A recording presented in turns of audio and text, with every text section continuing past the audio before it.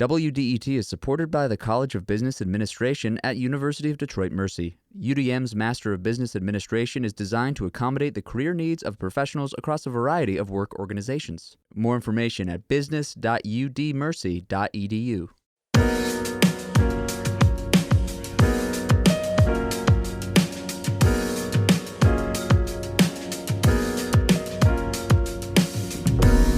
The Metro on 101.9 WDET FM. I'm Tia Graham. And I'm Nick Austin.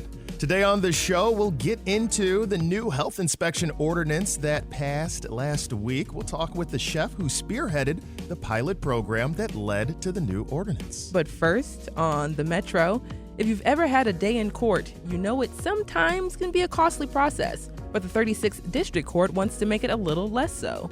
That's because the court is hosting a debt amnesty program from June 24th to August 2nd. The program will waive late fees, penalties, and warrant costs upon full payment of the original amount. To tell us a little bit more about this program and its importance, we have 36th District Court Chief Judge William C. McConaughey here. Judge McConaughey, welcome to the Metro. Thank you for having me. So now, why the program now? Why the amnesty program now? One thing that we want to do is to make sure every resident of the city of Detroit has a valid driver's license. And we have a lot of people who are driving right now in fear of being pulled over because they have missed a court date or they've not been able to pay a fine. And when you don't have a driver's license, it impacts your ability to work. It impacts your ability to do things with your children. And we want to be a court, and we call ourselves the People's Court, and we want to do everything possible to make sure people, even if they've made a mistake, even if they've committed an offense, that they can have a valid driver's license, and also that they're not driving in fear. And when you use the term People's Court, I know personally for myself, I've had my day in court, like I said, and I did feel nervous going in, but when I left, I didn't feel as nervous. I didn't feel as if I were, in trouble or anything like that, or being, told that I was a bad person at that time. So in what ways do you all work to create the atmosphere for People's Court? Yeah, I always tell people that when I'm talking to groups, I ask people, how many people have had a case in front of the Michigan Supreme Court? There are no hands. How many people have gone in front of the Michigan Court of Appeals or at Circuit Court? There's no hands. How many people have come to 36? Everybody's hand goes up. And that's why I say we're the People's Court, because that's where you're going to have either a traffic offense, a landlord-tenant offense, maybe a small claims offense. And so what we're doing is we have the best staff of any court in the state of Michigan. We want to make sure our court is open, that it's accessible, and we want to make sure if you have our payment options, that you can go to a kiosk, you can do it online, you don't have to come to the court. And so that's what we're doing. We want to make sure we have every vehicle for a person to take care of these offenses or these tickets that they have. And we did an amnesty 4 years ago during COVID. It was very successful. And it made sure people, again, were not driving while their license was impacted or suspended. And that was the thing I was going to go back to the past, because I do remember the first round of the amnesty program during the pandemic, like you said, and I heard of the positive impact that it had on Detroiters and residents. So could you go into that impact? Yeah, well, the first impact, it helped our court, because obviously the court was basically closed at that time, and so there wasn't anything coming in. And we were able to make sure the court was able to function. There were no layoffs of any of our employees during the pandemic. Very pleased with that. And we were able to waive people's late fines, warrant fines. There's a 20% fee if there's a balance over 56 days. And if you have multiple tickets and you start cutting $120 off of this ticket, 20% off of the balance of a ticket that may be $500, it really starts to stack up. And so we had people lined outside of the court. We were trying to say, you can go to a kiosk at a grocery store, you can do this online, you don't have to come down here. But there is motivation out there. People are afraid. And we also wanted people to know that if you have a warrant, you're not going to get arrested. And I want to stress that to all the listeners. When we do this amnesty between June 24th and August 2nd, it doesn't matter. You're not going to get arrested if you have a warrant. We're working to set aside those warrants. We're working to get those warrant fees waived, and we want you to take care of your matters. So when you talk about fear, and we talk about just that fear of coming into court, maybe the fear of maybe I can't afford to pay it, or maybe this is the fear. In what ways, if you can't go into that just a little bit more, just alleviating that fear and that pressure. Yeah. And again, a person, they've missed their court date previously. The fear is I'm going to get arrested. I'm going to go sit in jail. We have moved, and I want to thank your station because you've covered it. We have bail reform at our court. We've gone to a cashless bail system for misdemeanors and traffic offenses. You're not going to jail. But what happens is if you're driving with your license suspended and you're pulled over in another municipality, you're pulled over in Macomb County, Livingston County, there's a chance that you're going to sit for a while before they bring you down to 36th District. And we don't want anyone to do that. So just let's come down. We're going to, like I said, we're going to waive these fees, these penalties, and you're going to pay what the original cost would have been. And it's going to be a great savings, and you're going to be able to drive with your license intact. Right now, we're speaking with Chief Judge William C. McConaughey, who presides over the 36th District Court in the city of Detroit. So if you can't go into those requirements, who can qualify for this program? Yes, if you have a civil infraction, which is a speeding ticket, running a red light, you come down, you qualify. You're going to have your late fee of $40 and the 20% penalty. It will be waived.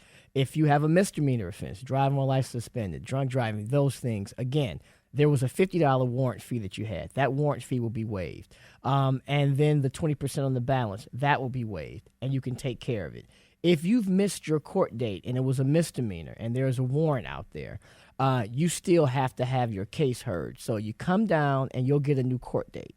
You're going to go to the window, have your case number, and you're going to get a new court date. But no one is going to come down to the court and not have some resolution. Either if you've missed your court date and it's not been adjudicated, we're going to get you on the track so that your warrant is waived and you can get a court date and you can handle it. If your case is adjudicated and you owe money, we're going to waive a lot of the fines and costs. Just to put a pin on that, that means then if you have one of those misdemeanor offenses and the warrants out there, you walk into court, that doesn't mean they're going to immediately take you after you take the money and put you in jail, or how does that? No, you're not going to jail at all. And so again, come down.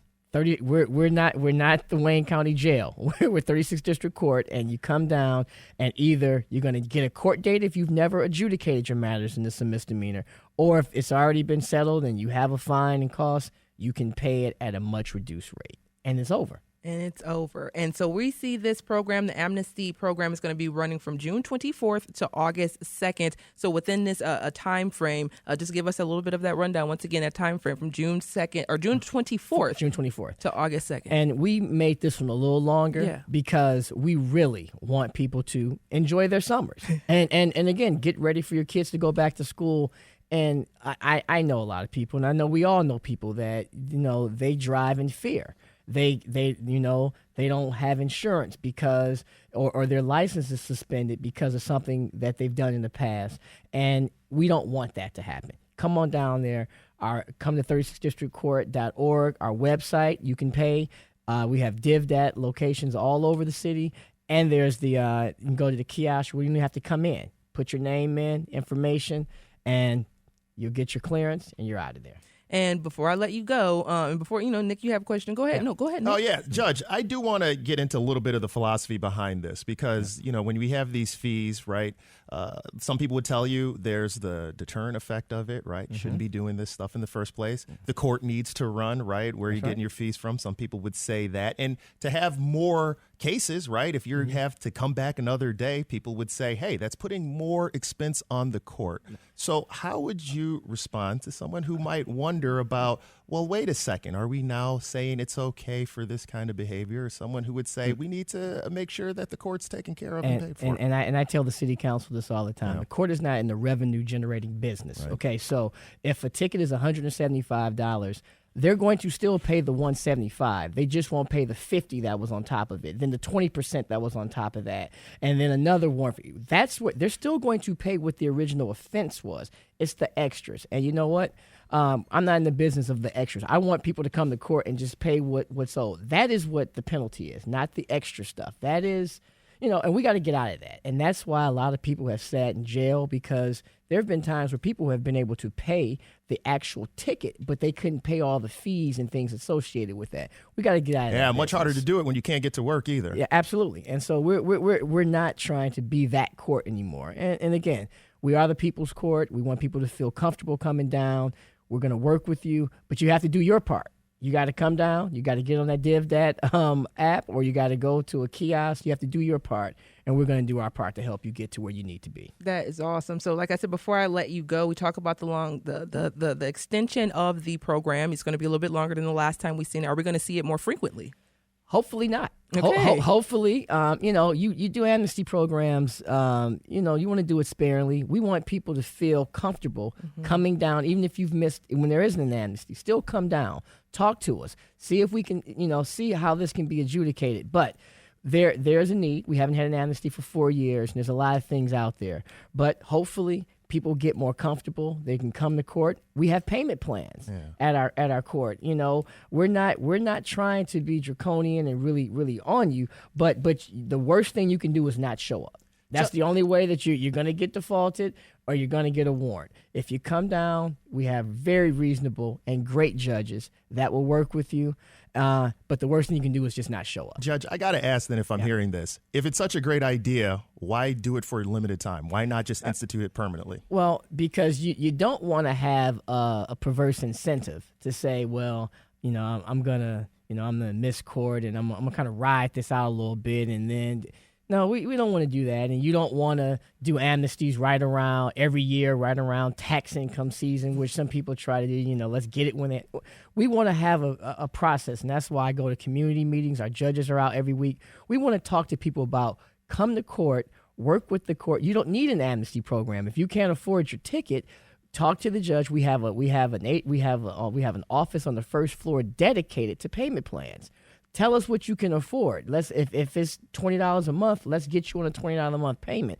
Let's not need an amnesty. Let's do this on the front end. And so that's the educational part that we're going out and saying, listen, if you don't have the money, we will work with you and we will set up a plan. Let's not have to worry about warrant fees and worry about late fees. Let's do it on the front end. I love that. Chief Judge William C. McConaughey presides over the 36th District Court in Detroit. Judge McConaughey, thank you so much for joining us on the Metro. Thank you for having me.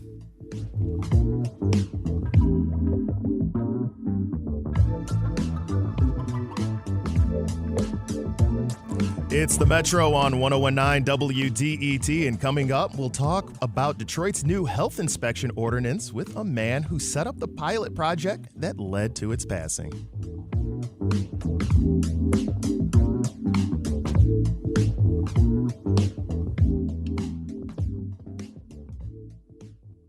WDET is supported by the College of Business Administration at the University of Detroit Mercy. UDM is offering a new Master of Science degree in ethical leadership focused on sustainable, ethical, and inclusive problem solving. Admission is open to qualified applicants with a bachelor's degree in any field. Course selection is flexible, with no prerequisites, 4 required courses, and 6 electives. Learn more at business.udmercy.edu. I'm Rachel Martin. You probably know how interview podcasts with famous people usually go. There's a host, a guest, and a light Q&A.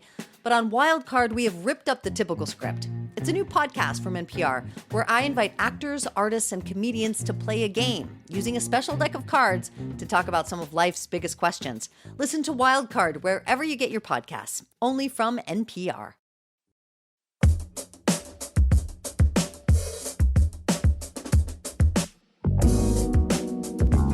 This is the Metro on 1019 WDET FM. And, Nick, I think about, going to a restaurant and I think about looking at the windowsill sometimes. I'm like, oh, some flies over there. Well, that's not the restaurant that I think that I would want to be going to. But, of course, here locally, we've had some issues with that. Some shutdowns of places people loved, push back and forth about how much should we know about what's going on with food inspections in the city. And last week, the city of Detroit passed a Dining with Confidence ordinance.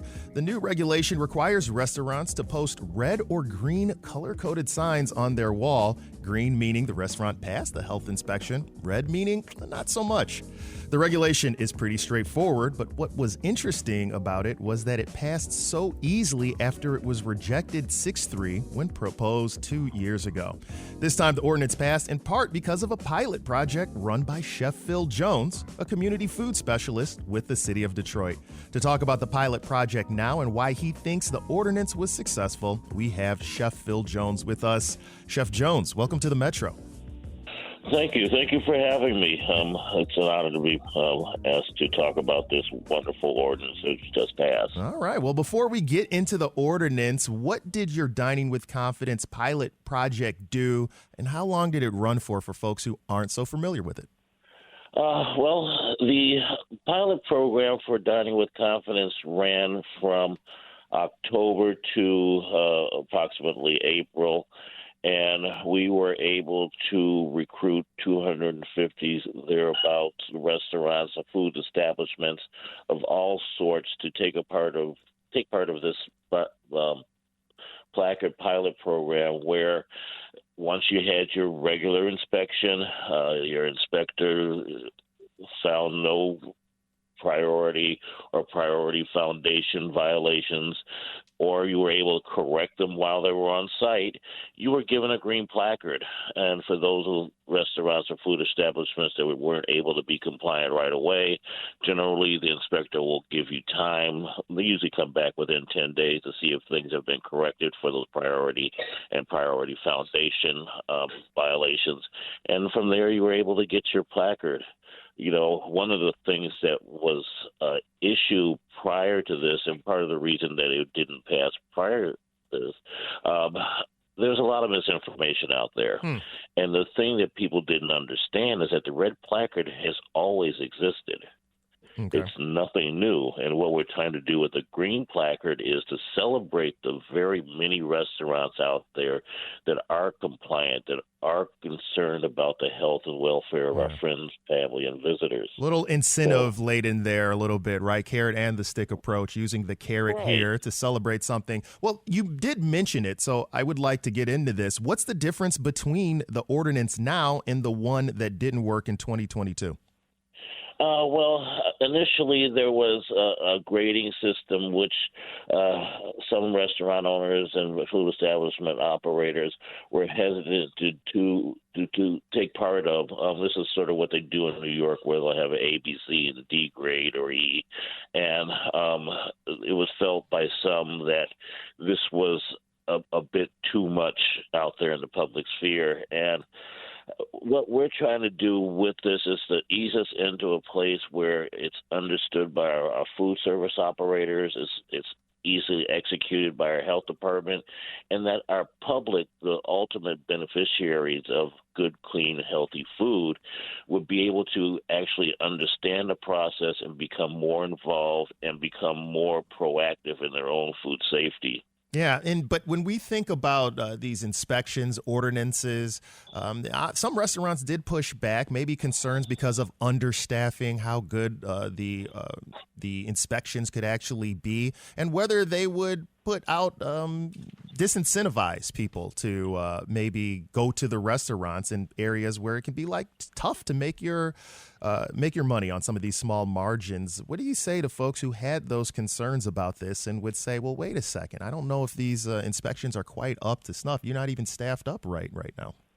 Well, see, this is where this information campaign that was put together against the original ordinance was successful, and they really didn't tell the truth. Yeah.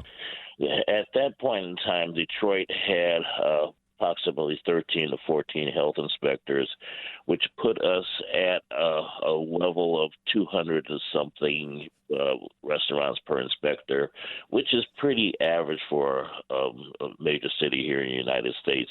New York City has 216 restaurants per inspector.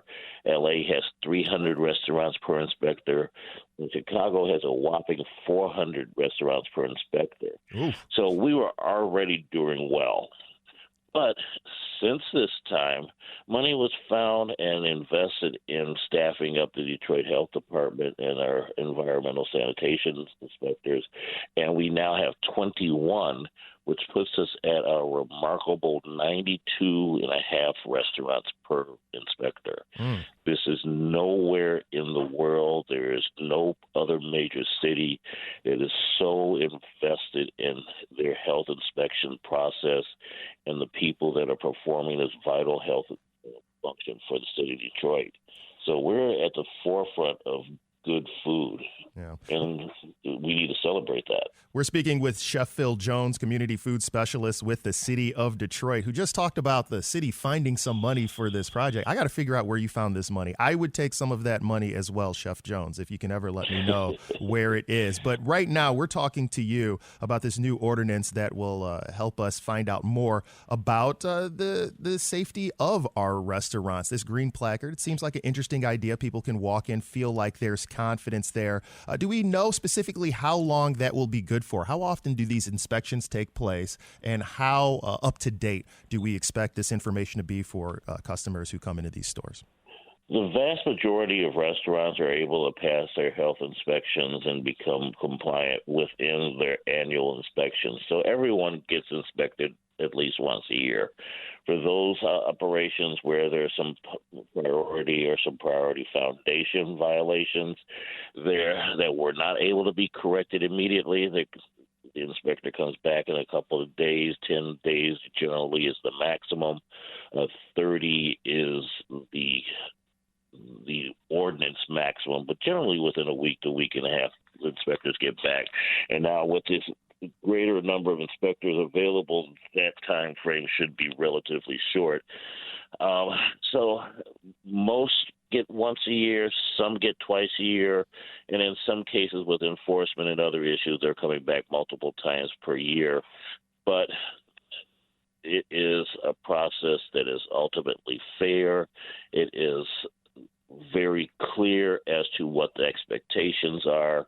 And while you might suffer from a decline in business because this very public record is out there, that should be an incentive for you to actually improve your health standards, your compliance with the rules and regulations, which would certainly give people the confidence to come back in and enjoy your good food.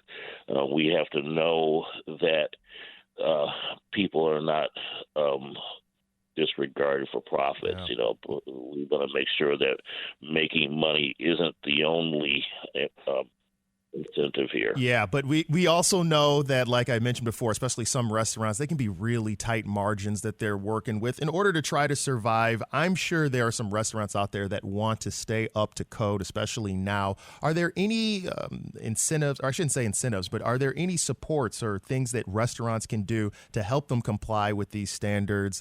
If there's any help that they need with that, does the city provide that, or what recommendations would you have for folks in that situation? Well, the health department is ultimately the best resource for our restaurants here in the city of Detroit. While it's all, usually portrayed as an adversarial relationship, is really not the case. The health department is here to give you recommendations as to how to be compliant, gives you the tips and the tools that you need to be able to wade through the rules and regulations. And one of the things that they've graciously agreed to is that they've agreed to allow for restaurants and food establishments to set up appointments to have your inspector come in and talk to you where it's not an inspection, where it's just let's see what we've got here in terms of systems. How can you be better? How can we better assist you?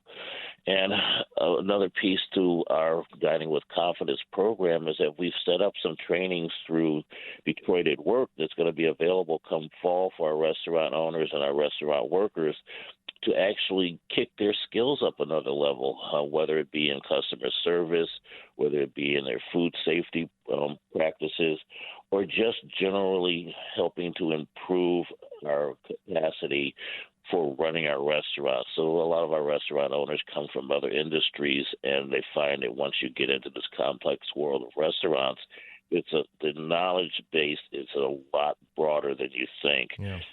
Chefs are more than just cooks. We're accountants, we're counselors, we're logistics managers, and the same goes for restaurant owners. So we have found a way to provide free of charge trainings that will support the food ordinance, that will support restaurant owners and operators. Yeah, Chef Phil Jones, community food specialist with the City of Detroit. Thank you so much for joining us on the Metro. Well, thank you for having me.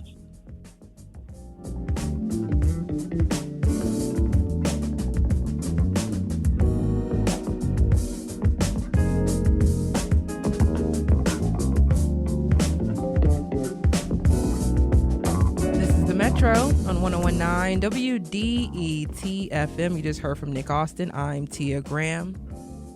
Housing remains a hot topic in the news, especially in Detroit. And tomorrow, for Juneteenth and Home Ownership Month, a panel of experts will talk to community members about the current state of housing. The panel discussion is expected to outline actions that can help more people equitably access housing in the Detroit region and advocate for pathways to home ownership. Krista Pate is the CEO and founder of the Ownership Initiative, and she says the key ingredient to getting more people into homes is through teamwork and collaboration. In the housing industry, there are two places they consider ground zero. One is Detroit, the other is Baltimore. So we have tons and tons of people that come over from all over the nation to try to learn from what we're doing here in Detroit because we're so innovative. But that innovation is seated in collaboration. If you are doing something serious in housing, serious in small business empowerment, then you are probably here and you're probably from Detroit, right? So you're either here or you're from Detroit. And so people like Quincy, people like David Palmer, people like Linda Smith, those folks have been doing work for 10 plus years in this community, and they're dedicated to working together. Attendees will be able to tour the Morningside and Osborne neighborhoods on Detroit's east side and learn more about the housing landscape. The event is tomorrow from 10 a.m. to 1:30 p.m. at the Industry Innovation Center in New Center. Coming up, we'll talk more about housing. We'll talk about state legislation that would implement an additional tax on short-term rentals like Airbnb. You all stay right there.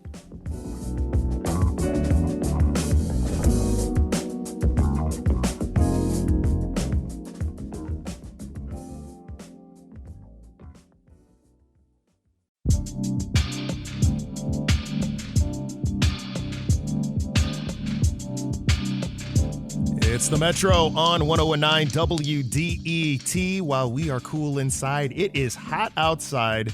Today, there was some rainy weather and storms in the morning, which is giving way to partly cloudy skies and extreme temperatures reaching 97 this afternoon. Tuesday, chance of rain, 92 degrees. Wednesday and Thursday reaching a high of 94. Friday, again, hot, 91. The point is, it is really hot outside right now. One of the reasons some folks are all about taking a vacation and seeing what they can do in this summer weather, maybe to stay cool, maybe to enjoy themselves, Tia. Indeed, yeah, it's summer, almost summer at least, and that means some people are traveling to vacation in Michigan. And that brings up an interesting political issue: short-term rentals. Services like Airbnb and Vrbo have become of interest to state residents because they can bring in a lot of revenue. Now, a new series of bills in the state house would implement an additional tax on these services. Mishmash host Shana Roth and Gonward News Services Alethea Caspin spoke with State Rep John Fitzgerald, who runs a committee that's been workshopping the bills. They began the conversation discussing the short-term rental bills. It's summer season, which really means it's short-term rental season here in the state of Michigan. We know that so many travelers now are really debating whether or not they stay in a traditional lodging facility or they take an STR and they go with the family and really find a facility that fits their specific needs or the specific vacation that they're envisioning. But across the state of Michigan, whether it be in Southwest Michigan or even in the Thumb, the UP, we're seeing that short-term rentals are becoming a real topic of concern and interest for local governments across the state. Recognizing that housing stock is finite. We cannot create more houses overnight by, the wave of a wand. We can't create more housing units for year-round residents without there also being competition for that, potentially in the investment space. That's what's really sparked this conversation. I think that Representative Andrews from the 38th District really brought this forward with consultation from his local governments that you see along the lakeshore in very close proximity to Indiana and specifically Chicago. We also see that in areas like Traverse City that have seen a real attraction to Midwest travelers from across the region, that there is also now an influx in people saying, gosh, I really wish my second home were here. And so these short-term rental units are not only seen as investments, but also seen as potential second homes or, quite frankly, new year-round residents. Retirees or those who can work remotely are now looking for a better view out of their home office. And of course, we know that Michigan is a beautiful place to be. It's a beautiful place to reside. And that's what I think has really inspired some of this conversation around the bill is what is it that we can do to support local governments, support attraction of people to Michigan, and balance that with individual property rights and the needs of an individual community. So there's clearly, as you've mentioned, benefits to having short-term rentals. And I would also add that if you're a parent, being able to have an extra room away from your children is also a great benefit of a short-term rental, because a lot of these tend to be, apartments or actual homes. But you have legislation out that would add an additional tax onto short-term rentals. What are some of the key points of the legislation? I think that at the end, what we really want to look at is an opportunity to say, what is it that local communities need to do their jobs well? Traditional lodging facilities are expensive to build. They're expensive to maintain. And so when you go onto any national website right now and you say, I want to spend a weekend in Lansing, Michigan, you're going to get hotels as well as short-term rental options presented to you. And that is really, I think, a change in the direction of lodging across the country. I think that you're exactly right. When you look at what is it that the individual is seeking in their vacationing experience, I'm a young family. We have a young daughter, and we've done the adjoining suite, the adjoining rooms, because when your child goes to bed at 7:30. I think many parents have the experience of sitting there in the bathroom with the light on so that the baby can sleep with the lights off. And that's or hiding under the covers. Or hiding under the covers and hiding that screen, right? You don't want to light up the room. And so I think the point is short-term rentals are now emerging as a true traditional lodging option. And because of that, we do see the potential loss in revenue for places like conventions and visitors bureaus. And so what we're trying to create here, I think, within the bill is some sort of parity to say traditional lodging facilities pay these additional fees and taxes that support local community tourism, support community events. Why shouldn't short-term rentals, which I think are now past the proof point, we know that they are going to exist. Why shouldn't those also be contributing to these same taxes that traditional lodging facilities do as well? That was Shana Roth and Alethea Caspin speaking with State Representative John Fitzgerald on Mishmash, WDET's State Politics podcast. You can find episodes of that show at WDET.org or wherever you get your podcasts.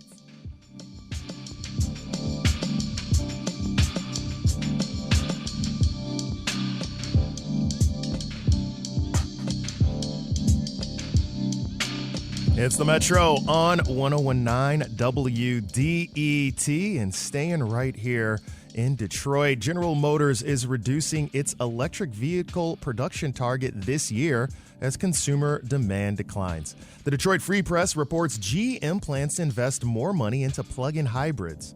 A recent AAA survey found that purchasing an electric vehicle feels overwhelming to many people.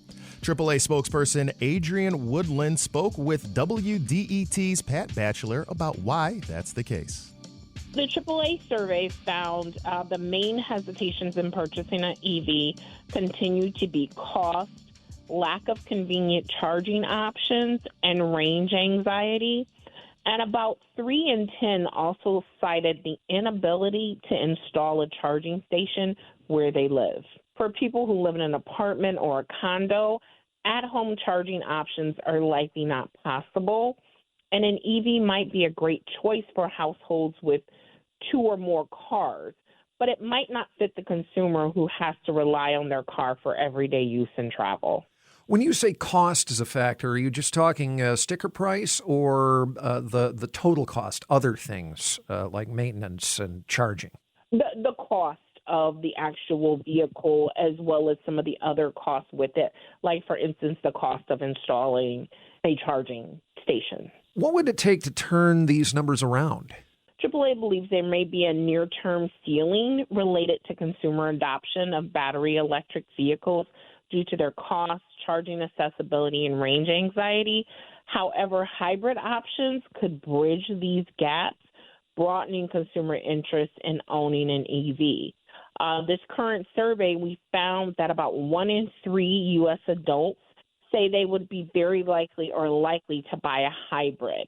And access to a hybrid vehicle lessens the anxiety for consumers because it allows people to enjoy the benefits of electrification without feeling like they're disrupting their current lifestyle or travel plans. Now, some people might believe that it is more expensive to own and operate an EV compared to a hybrid or gasoline-powered vehicle, and we have seen increases. They're getting longer range. The automakers seem to be addressing those concerns, and yet the perception still seems to be that that's not happening. Is that what's showing up in your survey? Again, deciding to make the leap to full electric may feel overwhelming to many consumers, and a hybrid option may be the best way to bridge that gap. But consumer demand will ultimately dictate the future. And, at this point, we believe that there will be a mix of electric vehicles, hybrid, and internal combustion vehicles in dealerships and on the roads in the U.S. for many decades to come. AAA is forecasting gasoline prices to drop below $3 per gallon in many parts of the country this summer, when we have seen some decreases in the last few weeks. What role does that play in someone's car buying purchase? It goes into the overall cost of ownership. And, that's one of the things that we look at in our other annual survey, the cost of vehicle ownership. And it looks at a variety of things, including, purchase, financing over years, gas, maintenance. So a lot of those factors are looked into that. And again, that's one of those factors. Adrienne Woodland is a AAA spokesperson. She spoke with WDET's Pat Batchelor about why people don't want to purchase an electric vehicle.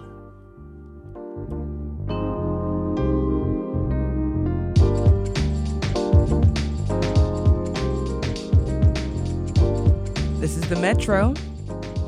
Today, of course, it's going to be partly cloudy skies, extreme temperatures reaching 97 degrees this afternoon. Tomorrow, expect that chance of rain, a high of 92. Wednesday and Thursday, high of 94 with a chance of rain. Friday, slight chance of rain, still hot, high around 91 degrees. And speaking of the weather, when you consider solar panels, what do you think of? Maybe rooftops where they often sit, but solar panels can sit in many different places, including on open fields or anchored to the bottom of a body of water. That's the idea behind floating solar panels. Michigan's Plainfield Charter Township is planning to install floating solar panels, but the finances for the project have become difficult to sort out. Reporter Lester Graham investigated how floating solar panels work and why the project became a challenge for Plainfield. Floating solar is basically solar panels on plastic rafts that are hooked together and anchored to the bottom of a lake. Floating solar was part of the plan for a solar project jointly pursued by Ann Arbor and Pittsfield Township, but that idea didn't make it to the final version of the Wheeler Center Solar Park. Plainfield Charter Township, north of Grand Rapids, has plans for a floating solar array. Cameron Van Weingarten is the township superintendent. He says these solar panels last 20 to 30 years. We were looking to save energy, in excess of $1 million over that time frame by offsetting a significant portion of our power usage at our water plant. One of the reasons floating solar has been popular in other parts of the world, particularly Asia, is the demand for land. Water is another option for an installation site. Van Weingarten says there were good reasons for Plainfield Township to go with floating solar at the water plant. We lacked other available space around it, but yet we had this open water area that made a lot of sense. It's adjacent to the plant. It was very convenient from a location perspective. A lot of open space, no worry about tree cover or other buildings blocking sunlight. It made a lot of sense. And some states out west embraced the idea.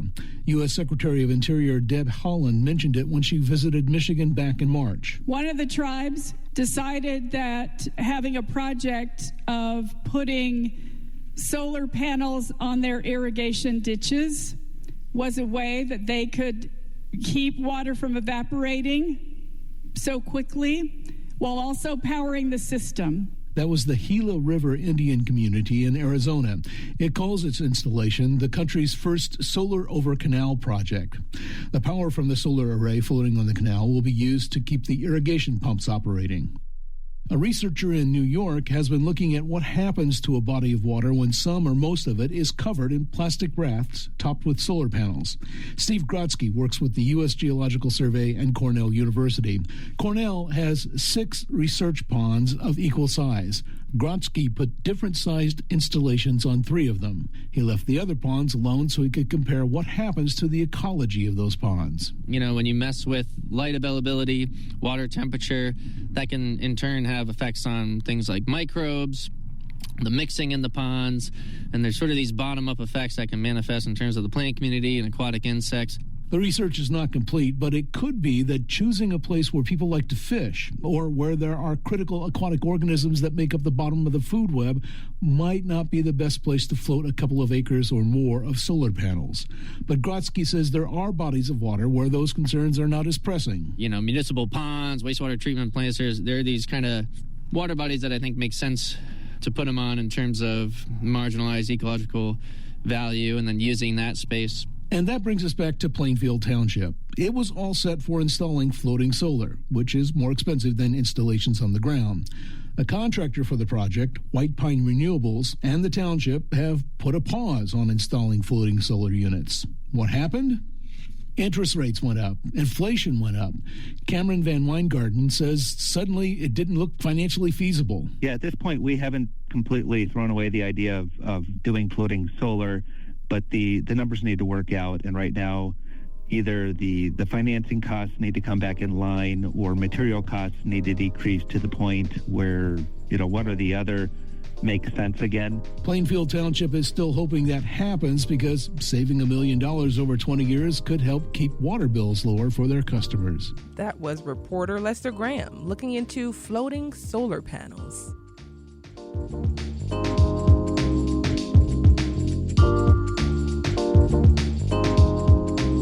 This is the Metro on 1019 WDET. And coming up, we will talk about what happened Saturday as all of Southeast Michigan is reeling from the tragic mass shooting that occurred in Rochester Hills. We'll get into that as well as an update on what's happening with the mayor of Rochester Hills when we return.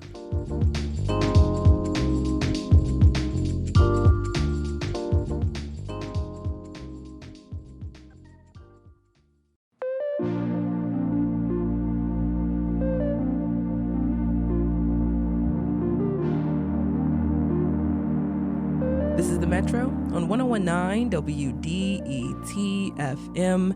And right now we are getting into a topic that is pretty main focus for a lot of us. Right now it's Michigan. getting national attention also. I mean, all of us are reeling from the tragic news of the shooting that occurred in Rochester Hills on Saturday. Around 5 p.m., a man opened fire at a splash pad in a park in the city before heading home and taking his own life. AP News reports 42-year-old Michael William Nash from Shelby Township fired around 28 times and injured 9 people, including an 8-year-old boy and his mother, who were shot and are reported in critical condition. His 4-year-old brother and all 7 other victims are in stable condition. But to learn more about what's occurring and how the community is reacting, we are joined by the mayor of Rochester Hills, Bryan K. Barnett. Mayor Barnett, thanks for joining us on the Metro. Thank you for having me. Yeah. Before we get into just your thoughts, and I'm understanding that you're at the splash pad right now, which I can only imagine what that's like. Can you let us know the latest about what's occurring there, the latest details that you're able to share about what's happening?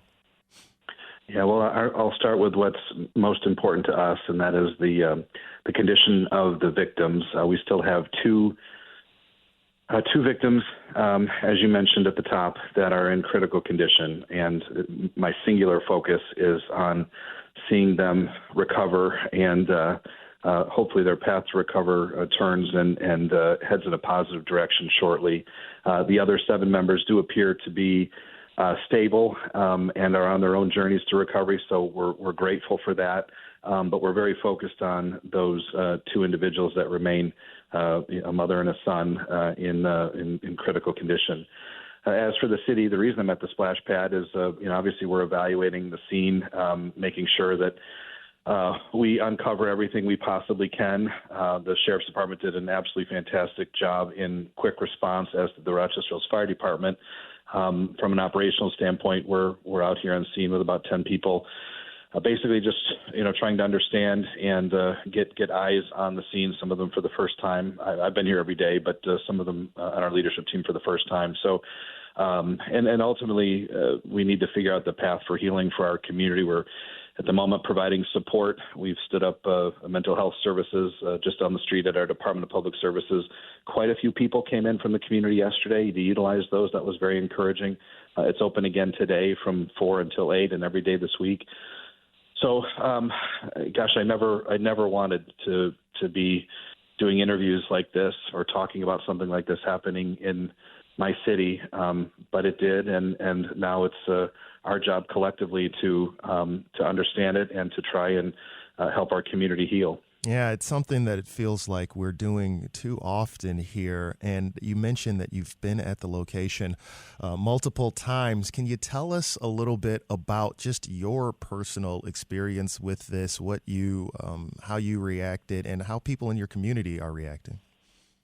Yeah, it's an emotional question, to be honest, because there are so many emotions I have personally, but I think they're probably shared by most people in the community.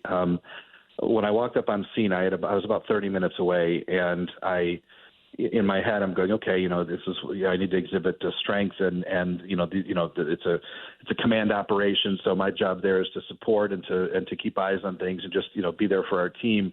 And the second I walked up and looked at the splash pad, I just started crying. I couldn't help myself. I know what the splash pad normally is on every other day of its existence. I was the person who put this, with our team, put the splash pad in just 3 years ago. We wanted to create a place for people to gather as families and create moments and memories. And, you pull up on a scene and you see, flip-flops and ice cream cones spilled on the ground and just things scattered. You can tell it was chaotic. And the emotions are at first sadness. There's anger that some person would choose my city and this park and our community. I mean, who's at a splash pad?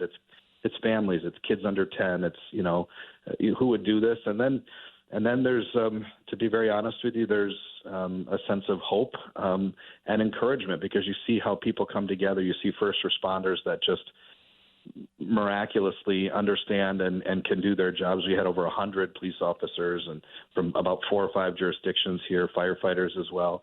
You see neighbors. One of the first person here had a tourniquet in his car and jumped from his car and began applying medical assistance to one of the most injured. There's so many emotions. It's emotional standing here right now. I didn't think I'd be taking this call right here, but just my day has been such that I'm sitting at the splash pad now. It's an emotional place, and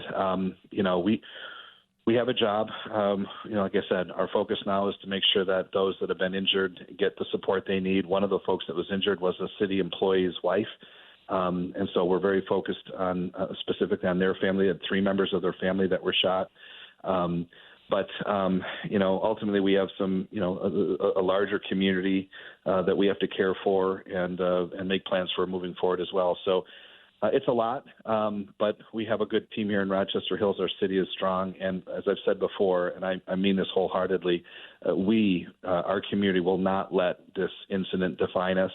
But I'm confident that our response will define us, and that's what I'm focused on. Right now we're chatting with Rochester Hills Mayor Bryan K. Barnett and Mayor Barnett. Just thinking about everything that we've been through, the increase that we've seen in mass shootings in the last decade or so. I'm wondering, what are your thoughts in terms of getting away from seeing mass shootings in our country? Yeah.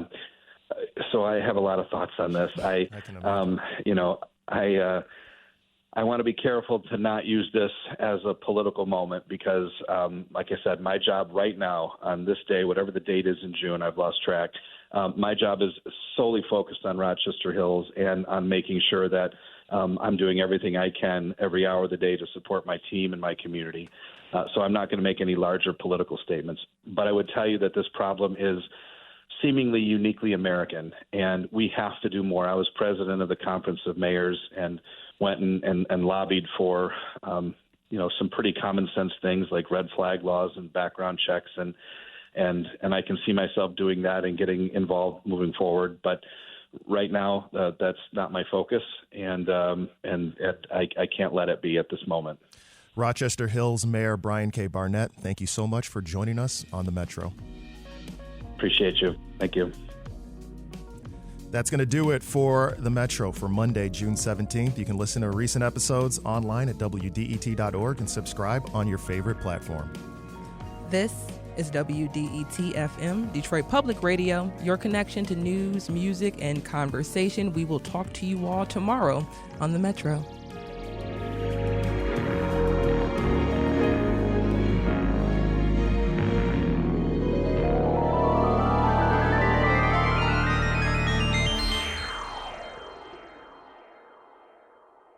WDET is supported by the College of Business Administration at University of Detroit Mercy. UDM is offering a new master's degree in ethical leadership focused on sustainable, ethical, and inclusive problem solving. More information at business.udmercy.edu.